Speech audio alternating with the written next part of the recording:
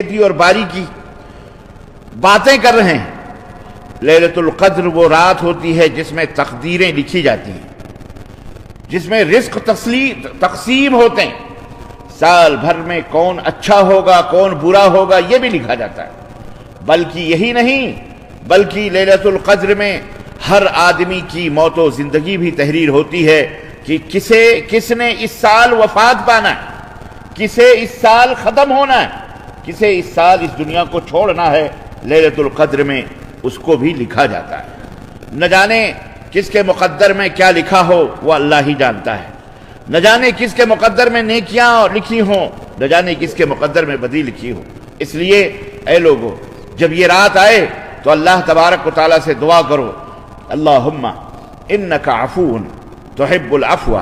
فاعف عنی۔ اے اللہ تو بخشنے والا ہے، بخشنے کو پسند فرماتا ہے، اے اللہ ہماری خطاؤں کو بخش دے۔ عفو، توبہ کرو، استغفار کرو۔ یہ آخری عشرہ مکمل اللہ کے رسول صلی اللہ علیہ وسلم بیدار رہتے تھے۔ اللہ حضرت عائشہ رضی اللہ تعالیٰ عنہ فرماتی ہیں کہ کان اذا دخل عشر الاواخر، جب کان النبی صلی اللہ علیہ وسلم اذا دخل عشر الاواخر، کہ جب آخری عشرہ داخل ہوتا تھا تو نبی کریم صلی اللہ علیہ وسلم شد مئزرہ، اپنے کمر کو کس لیا کرتے تھے، مستعد ہو جاتے تھے، اور وَأَحْيَا لَيْلَهُ، اور اپنے رات کو بیدار کرتے تھے، جاگتے تھے، قرآن کی تلاوت کرنا، اللہ کی عبادت کرنا، توبہ کرنا، استغفار کرنا۔ وَأَيْقَظَ أَهْلَهُ، اور ویسے تو تہجد کے وقت ہمیشہ اللہ کے نبی جگاتے تھے، لیکن خصوصی طور پر 10ویں رات کو آخری عشرے میں، یعنی یہ 10 دن جو مکمل رمضان المبارک کا ہوتا تھا، آپ صلی اللہ علیہ وسلم اس وقت خصوصی طور پر جگایا کرتے تھے۔ اس لیے ہمارے لیے یہ سنت ہے اور یہ ضروری ہے کہ ہم نبی کائنات صلی اللہ علیہ وسلم جن کے اگلے پچھلے خطائیں گناہیں سب کچھ معاف ہیں، ان کا عالم یہ تھا اللہ کی عبادت و بندگی کا، تو ہمارا کیا حال ہونا چاہیے، ہمارا کیا عالم ہونا چاہیے اللہ سے قریب رہنے کے لیے، ہمیں کس قدر اللہ سے قریب ہونا تھا۔ عزیزان گرامی، ہمارے پر ضروری ہے کہ کم از کم یہ 10 راتیں ہم جاگیں اور اللہ کی عبادت کریں۔ ٹھیک ہے، آپ کاروبار کریں، آپ کے ڈیوٹیاں ہیں، آپ کے کام ہیں، آپ کی بزنس ہے، آپ کی تجارت ہے، آپ کی نوکری ہے، آپ کی چاکری کریں آپ، لیکن اللہ کی عبادت سے یہ نوکریاں، یہ کام نہیں روک سکتے۔ آپ چلتے پھرتے لا الہ الا اللہ وحدہ لا شریک لہ لہ الملک ولہ الحمد وہو علی کل شیء قدیر، سبحان اللہ بحمدہ، سبحان اللہ العظیم، اللہ اکبر۔ سب سے افضل ذکر لا الہ الا اللہ ہے، لا الہ الا اللہ پڑھا کریں آپ، اللہ اکبر۔ حضرت موسیٰ علیہ السلام نے کہا کہ جب بھی اے اللہ میں تیرا نام لینا چاہتا ہوں، مجھے ایسا کلمہ بتا دے کہ میں اس کلمے سے تجھے یاد کروں۔ اللہ تعالیٰ نے فرمایا اے موسیٰ لا الہ الا اللہ کہا کرو۔ انہوں نے کہا اللہ تعالیٰ یہ کلمہ تو تیرے سارے بندے کہتے ہیں، یہ کلمہ تو تیرے سارے بندے کہتے ہیں۔ اللہ رب العزت نے فرمایا موسیٰ بے شک سارے بندے کہتے ہیں، تو کہنے کہ کوئی خاص ذکر آپ ہم کو بتا دیجئے اللہ کہ میں وہ خاص طریقے سے آپ کا ذکر کیا کروں۔ اللہ تعالیٰ نے فرمایا کہ یہ کلمہ اتنا عظیم ہے، یہ کلمہ اتنا عظیم ہے لا الہ الا اللہ، کہ اگر ساری کائنات، سارا عالم، زمین و آسمان اور اس کے درمیان جتنی بھی چیزیں ہیں میرے علاوہ، اگر ترازو کے ایک پلڑے پہ رکھ دی جائے، اور ان سب چیزوں کو، اور صرف لا الہ الا اللہ کو، کلمہ توحید کو، کلمہ طیب کو اگر ایک پلڑے پہ رکھ دیا جائے تو اللہ کا یہ کلمہ توحید جو ہے سب کے اوپر بھاری ہو جائے گا۔ آسان بھی ہے، سہل بھی ہے، آپ بزنس کرو، آپ تجارت کرو، آپ بیٹھو، نوکری کرو، کام کرو، جو بھی کرو، ایون جھاڑو مارتے رہو، جوتے ٹانکتے رہو، کپڑے سلتے رہو، کچھ بھی کرو، اب یہ لا الہ الا اللہ کرتے رہیں، اللہ سے دعا کریں، استغفر اللہ کہیں، استغفار کریں، اللہ سے توبہ کریں، اللہم انک عفو تحب العفو فاعف عنی، یہ دعائیں پڑھتے رہیں۔ کس چیز سے رکا؟ یہ بھی عبادت ہے، یہ بھی عبادت ہے۔ اس لیے عزیزان گرامی کبھی نا امید نہیں ہونا چاہیے کہ ہم تو فارغ ہی نہیں ہوتے، ہمیں تو فارغ ہونے کی ضرورت، ہمیں تو فرصت نہیں ملتی، ہم تو یہ کام کر رہے ہوتے، ہم تو وہ کام، کوئی بھی کام کرتے رہو۔ اسلام نے تو آپ کو قدم قدم پہ دعائیں بتائی ہیں، دعائیں سیکھو، دعائیں مانگو، دعائیں پڑھو، دعائیں سب سے بڑی عبادت ہے۔ الدعاء هو العبادہ، نبی کائنات صلی اللہ علیہ وسلم نے فرمایا دعا ہی عبادت ہے۔ اللہ کو پکارنا، اللہ کو بڑی خوشی ہوتی ہے، اللہ بہت خوش ہوتا ہے جب بندہ اللہ کو پکارتا ہے، اللہ سے دعائیں کرتا ہے۔ تو آپ اللہ سے دعائیں کیا کرو، اللہ سے کبھی بخیلی نہ کیا کرو دعاؤں میں، جو بھی زبان میں، جس بھی زبان میں آپ کو مانگنا ہے، اللہ اپنے بندے کی ہر زبان کو سمجھتا ہے، آپ اللہ سے مانگا کریں، آپ اللہ سے دعا کیا کریں۔ تو یہ آخری اشرہ چل رہا ہے، اس کا سب سے بڑا مسئلہ طاق راتوں کا ہے، بلکہ پورے 10 دن آپ کو اس میں خاص طور سے قیام اللیل یعنی تراویح کی نمازوں کا اہتمام کرنا چاہیے، اور خاص طور سے سحر کے وقت اللہ تبارک و تعالیٰ سے دعائیں کرنا اور اللہ تبارک و تعالیٰ سے مانگنا اور عبادت کرنا، قرآن کی تلاوت کرنا، یہ بہت ضروری چیز ہے، بڑی فضیلت ہے، اس کا بڑا مقام ہے، آپ سب کو پتہ ہے، بس کرنے کی ضرورت ہے، ہم کو چاہیے کہ ہم کریں۔ دوسرا مسئلہ یہ عشر اواخر کے تعلق سے یہ ہے کہ جیسا کہ آپ کو پتہ ہے کہ اللہ کے رسول صلی اللہ علیہ وسلم نے فرمایا کہ آخری عشرے کی طاق راتوں میں لیلۃ القدر کو تلاش کرو۔ لیلۃ القدر یعنی قدر والی رات، عظیم رات، تکریم، عزت والی رات، اس میں اللہ اپنے بندوں کو عزتیں عطا فرماتا ہے، تکریم کرتا ہے، اس میں تقدیریں لکھی جاتی ہیں، اس میں اللہ تبارک تعالیٰ نے اس رات کو قرآن کریم کے اندر اتنا رتبہ، اتنا مقام عطا فرمایا کہ فرمایا انا انزلناہ فی لیلۃ القدر، ہم نے اس کو لیلۃ القدر میں اس قرآن کو نازل فرمایا، یعنی اللہ تعالیٰ نے ایک بیت قرآن کریم کو لوح محفوظ سے آسمان دنیا پر یعنی بیت العزہ جس کا نام ہے اس پر نازل فرمایا، پورا قرآن ایک بیت العزہ میں نازل ہوا، اور اس کے بعد 23 برس میں وہاں سے حسب ضرورت، حسب واقعات اور حوادث جب ضرورت پڑی اللہ تعالیٰ نے پورے قرآن کو نازل فرمایا اللہ کے نبی صلی اللہ علیہ وسلم کے اوپر بطور وحی۔ کتنے برس میں؟ 23 برس میں، 23 ایئرس میں یہ قرآن سبقاً دھیرے اللہ کے حبیب صلی اللہ علیہ وسلم کے اوپر نازل ہوا، جب ضرورت پڑی، جب اللہ تعالیٰ نے نازل فرمایا، اور اس طرح پورا قرآن مکمل ہوا۔ تو یہ لیلۃ القدر اللہ رب العزت فرمایا ہم نے اس کو لیلۃ القدر کو میں اتارا ہے قرآن کو، اس لیے اس قرآن کی بدولت یہ رات بڑی سب راتوں کی سردار کہلائی، سب راتوں کی سردار، کوئی بھی رات اس کے مقابلے میں نہیں، یہ سب راتوں کی سردار ہے۔ جیسے رمضان مبارک سید الشہور ہے، تمام مہینوں کا سردار ہے، ایسے ہی یہ رات تمام راتوں کی سردار ہے، اور جس شخصیت پر یہ قرآن نازل ہوا، اللہ کا کلام نازل ہوا، وہ شخصیت بھی تمام کائنات کی سردار ہے، حضرت محمد الرسول اللہ صلی اللہ علیہ وسلم سید العرب والعجم، سید الانبیاء، سید الرسل ہیں ہمارے نبی حضرت محمد الرسول اللہ صلی اللہ علیہ وسلم، اور یہ امت جس کے لیے یہ قرآن نازل ہوا، یہ امت تمام امتوں کی سردار، تمام امتوں کی سردار، اشرف المخلوقات، اللہ تبارک تعالیٰ تمام امتوں کی سردار قرار دیا، خیر امت کا خطاب عطا فرمایا۔ تو عزیزان گرامی، اللہ نے فرمایا وما ادراک ما لیلۃ القدر، تمہیں پتہ ہے لیلۃ القدر کیا ہے؟ یہ قدر والی رات جس میں ہم نے اس کلام کو نازل فرمایا، لیلۃ القدر خیر من الف شہر، لیلۃ القدر 1000 مہینوں سے بہتر ہے، لیلۃ القدر ایک رات 1000 مہینوں کی رات، اور 1000 مہینے کے صبح و شام سے بہتر ہے یہ ایک رات، اللہ اکبر۔ یعنی اگر آپ 1000 مہینہ تقریباً اگر آپ جوڑیں گے تو 83 برس 4 مہینے، کتنے؟ 83 سال 4 مہینے، 1000 مہینے بنتے ہیں، 1000 مہینے میں 83 برس 4 مہینے بنتے ہیں، 83 برس 4 مہینے بنتے ہیں۔ آپ صرف ایک رات کی عبادت اگر کسی کو یہ لیلۃ القدر مل گئی، اگر ایک رات کی عبادت اسے مل جائے تو 83 برس 4 مہینے کی کیا کہتے ہیں 4 مہینے کی راتوں کی یا دن کی عبادتوں سے یہ ایک رات کی عبادت افضل ہوگی، اتنی عظیم۔ اللہ اکبر۔ تنزل الملائکۃ والروح، یہ وہ رات ہے جس میں فرشتے نازل ہوتے ہیں، اترتے ہیں آسمان سے زمینوں کے اوپر، والروح، اور سید الملائکہ حضرت جبریل بھی اترتے ہیں فرشتوں کے ساتھ، تمام فرشتوں کے سردار حضرت سیدنا جبریل بھی اترتے ہیں،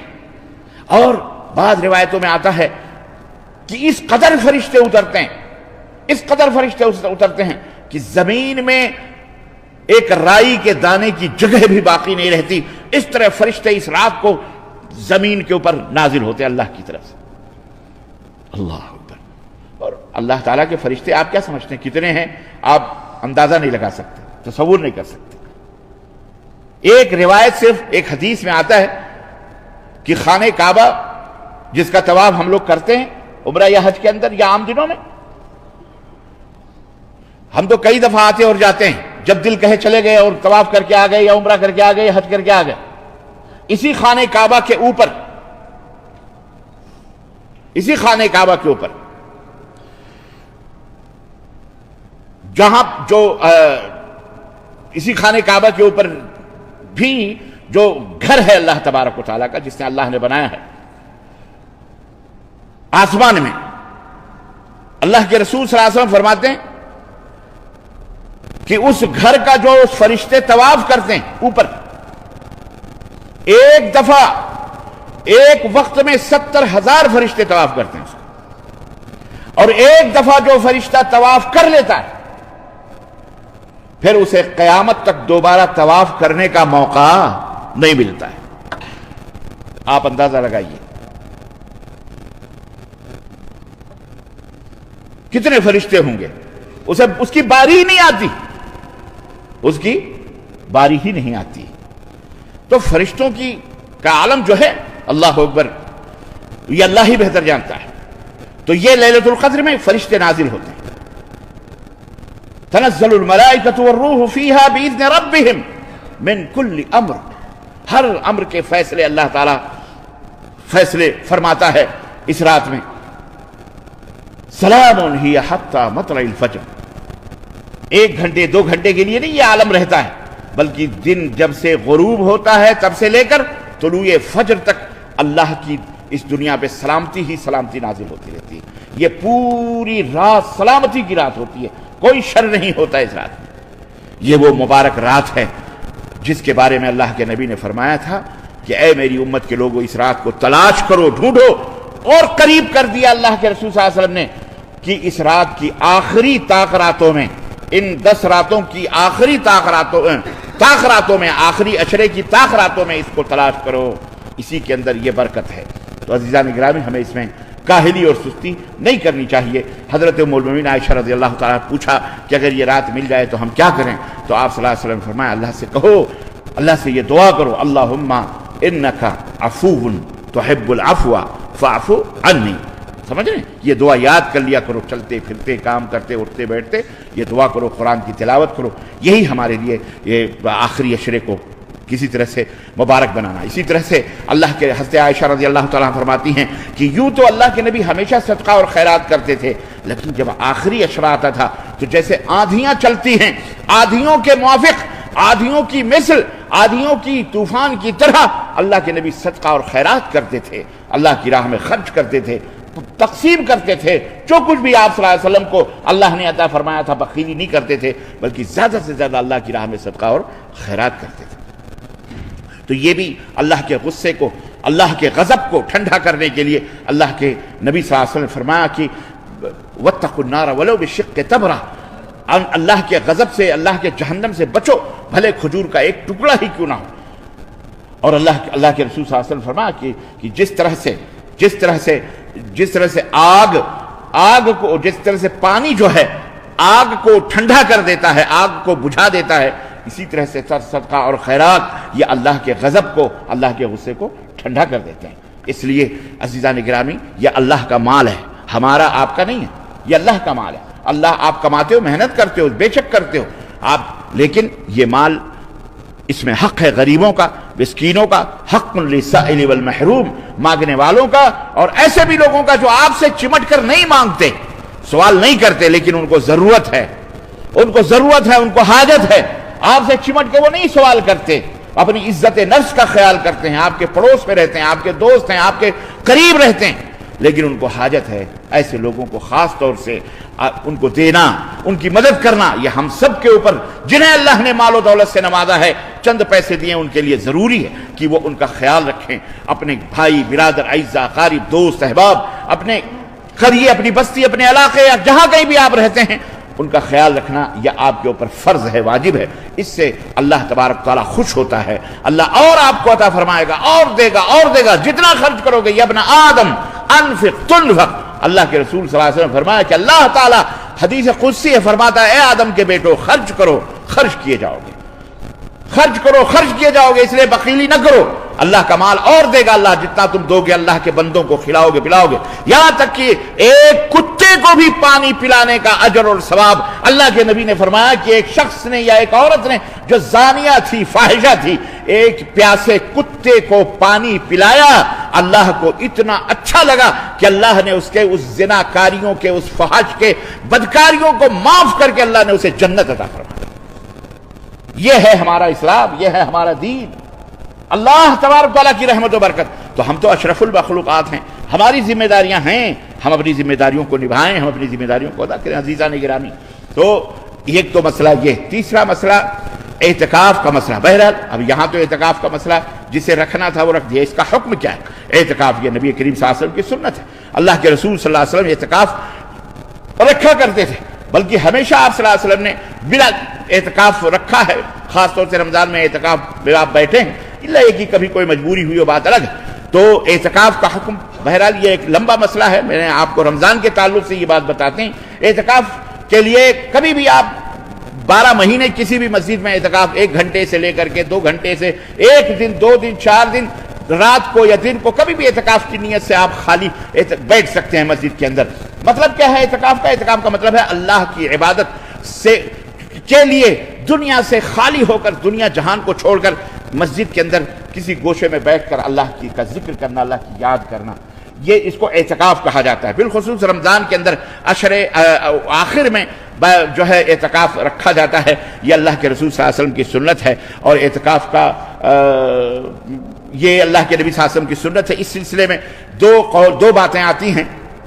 سب سے بہتر بات تو یہ ہے کہ اعتکاف جامع مسجد کے اندر رکھا جائے جس میں جمعے کی نماز ہو، تاکہ اعتکاف کرنے والا ایسی مسجد میں نہ بیٹھے جہاں جمعے کی نماز نہ ہوتی ہے، تاکہ اعتکاف کرنے والے کو نکلنے کے لیے، جمعے کی نماز پڑھنے کے لیے، پھر لوگوں سے ملاقات، پھر یہ وہ نہ جانا پڑے۔ لیکن اگر ایسی مسجد کے اندر بھی اعتکاف بیٹھتا ہے جس میں جمعے کی نماز نہیں ہوتی، عام مسجد ہے محلے کی، تو بھی کوئی حرج نہیں ہے۔ اعتکاف یہ فرض کفایہ ہے، یعنی آپ کے گاؤں، آپ کی بستی، آپ کے شہر میں اگر کوئی ایک آدمی کسی مسجد میں اعتکاف بیٹھ گیا تو سمجھو سارے کے سارے لوگ گناہوں سے بچ جائیں گے، لیکن اگر کوئی بھی اعتکاف میں نہیں بیٹھا تو سارے کے سارے گنہگار ہوں گے بستی کے لوگ، سمجھ رہے ہیں؟ تو اعتکاف کے لیے آدمی اپنے آپ کو دنیا جہان سے دور ہو کر کے اللہ کے عبادت کے لیے بیٹھتا ہے۔ اور اعتکاف کب سے بیٹھنا چاہیے؟ ایک سوال یہ بھی ہے، کب سے بیٹھنا چاہیے؟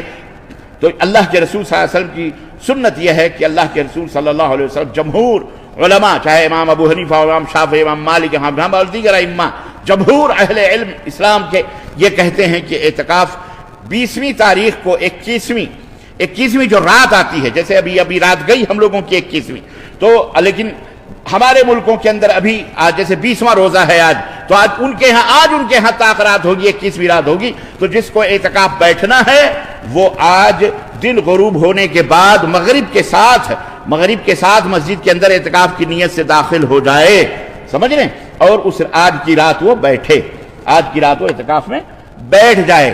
یہ ہے حکم اعتکاف میں بیٹھنے کا۔ کب؟ 21ویں رات میں مغرب کی نماز پڑھنے کی غرض سے دن غروب ہونے کے بعد مسجد کے اندر اعتکاف کی نیت سے جائے اور کہیں جگہ مخصوص کر کے بیٹھ جائے۔ یہ ہے حکم جمہور علماء کا۔ ایک حدیث یہ آتی ہے کہ حضرت ام المؤمنین عائشہ رضی اللہ تعالی عنہا کہتی ہیں کہ رسول اللہ صلی اللہ علیہ وسلم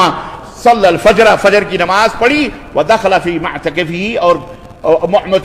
اور پھر آپ اپنے اعتکاف کی جگہ میں داخل ہوئے، یعنی 21ویں کی فجر کی نماز کے بعد جو ہے آپ صلی اللہ علیہ وسلم اپنے اعتکاف کی جگہ میں داخل ہوئے۔ اس لیے بہت کچھ علماء یہ کہتے ہیں کہ اگر رات کو نہیں بیٹھا، فجر پڑھ کے بھی بیٹھے تو بھی اس کے لیے جائز ہے، لیکن جمہور اہل علم کہتے ہیں سنت یہی ہے، افضل یہی ہے کہ، اور اس حدیث میں اور عام طور پہ جو اللہ کے نبی بیٹھا کرتے تھے وہ یہی ہے کہ چونکہ عربی تاریخ دن غروب ہونے سے شروع ہوتی ہے، اس لیے جو ہے جب دن غروب ہو 21ویں کا 20 تاریخ 21ویں رات آئے، اس رات بیٹھنا چاہیے۔ اور اس حدیث کا وہ جواب دیتے ہیں کہ چونکہ اللہ کے نبی کی نیت تھی اعتکاف کی، اب بیٹھنا اعتکاف کی جگہ میں ایک الگ چیز ہے، نیت رکھنا ایک الگ چیز ہے۔ آپ صلی اللہ علیہ وسلم نے نیت مسجد کے اندر تو رکھ لی تھی کہ آپ رات کو اعتکاف بیٹھیں گے، لیکن آپ اپنی حجرے میں جو آپ کا خیمہ لگا ہوا تھا، جہاں خاص جگہ تھی، وہاں آپ فجر پڑھ کر کے داخل ہوئے۔ الغرض بہتر یہی ہے کہ آپ 21ویں رات کو، جیسے آج تو ہمارے ملکوں کے اندر 21ویں رات آج ہے، تو اس رات میں مغرب کے وقت دن غروب ہونے کے بعد اپنے اعتکاف میں بیٹھ جائیں، یہی افضل ہے۔ اور اعتکاف کا مطلب یہ ہے کہ وہاں گھر والے آ سکتے ہیں زیارت کرنے کے لیے، آپ کے بال بچے، بات چیت، لیکن زیادہ نہیں، لیکن آپ ان کے بات چیت کرنے کے لیے اپنے گھر نہ جائیں، یہ سنت کے خلاف ہے۔ کسی کے جنازے، کسی کی میتوں میں بھی جانے کی ضرورت نہیں، لیکن اگر آپ ایسی مسجد میں ہیں جہاں جمعے کی نماز نہیں ہوتی تو نماز جمعہ پڑھنے کے لیے آپ اپنے قریب کی جو جامع مسجد ہے اس میں جا سکتے ہیں۔ بہر تو یہ اعتکاف کا یہ ہے کہ آپ اس میں قرآن کی تلاوت کریں، موبائلوں کے اوپر یہ لیپ ٹاپ لے کر کے آپ دنیاوی کاروبار اب وہ نہ کریں، بیٹھ کر کے گپ بازیاں کریں، اور اس میں ایسا نہیں کرنا چاہیے، بلکہ آپ خالی ہوئے ہیں 10 دن تو آپ اللہ کی عبادت کے لیے خالی ہوئے ہیں، اور یہی سنت ہے۔ دوسری بات یہ ہے کہ عورتیں، بہت سارے سوالات آتے ہیں کہ جو عورتیں اعتکاف میں کہاں بیٹھیں؟ اللہ کے رسول صلی اللہ علیہ وسلم کی بیویاں آپ کے ساتھ مسجد کے اندر بیٹھا کرتی تھیں، اور آپ صلی اللہ علیہ وسلم کی وفات کے بعد بھی مسجد کے اندر بیٹھتی تھیں۔ اللہ کے رسول صلی اللہ علیہ وسلم نے کبھی کسی کو بھی حکم نہیں دیا اپنی عورتوں کو یا کسی کی عورت کو کہ وہ اپنے گھروں کے اندر اعتکاف بیٹھے، جیسے ہمارے یہاں بعض لوگ یہ عورتیں گھروں میں اعتکاف بیٹھ جاتی ہیں، یہ جائز نہیں ہے۔ گھروں میں اعتکاف عورتوں کے لیے جائز اور درست نہیں ہے، بلکہ مسجد کے اندر، اور وہ بھی اگر شوہر بیٹھتا ہے تو، نہیں تو بھائی کوئی محرم ہونا چاہیے، ایسا نہ ہو کہ